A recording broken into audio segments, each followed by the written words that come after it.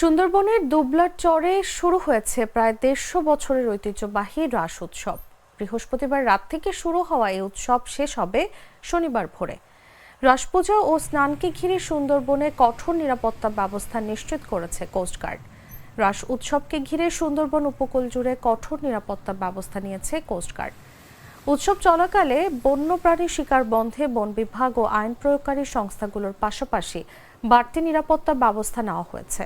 তীর্থযাত্রী এবং দর্শনার্থীদের জানমালের নিরাপত্তার দায়িত্বে নিয়োজিত রয়েছে কোস্টগার্ড পশ্চিম জোনের জাহাজ বিসিজিএস তৌফিক এবং বিসিজি স্টেশন দুবলা।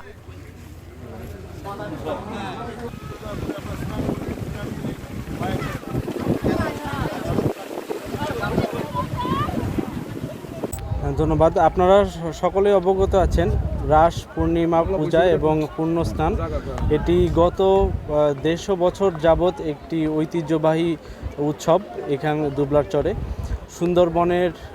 সুন্দরবনের বঙ্গোপসাগরের তীরে দুবলার চরে বিভিন্ন ধরনের উৎসব আমেজে মেতে ওঠে।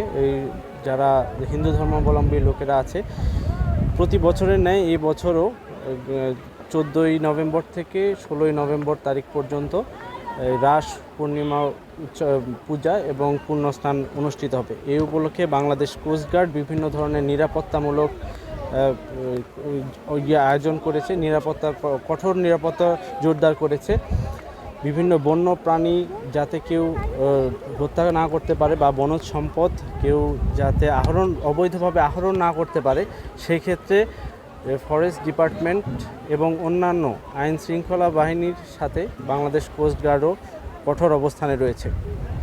এছাড়াও যারা দর্শনার্থী আছে এবং পুণ্যার্থী রয়েছে, যারা এখানে রয়েছে তাদের নিরাপত্তায় কোস্টগার্ড সদা তৎপর রয়েছে।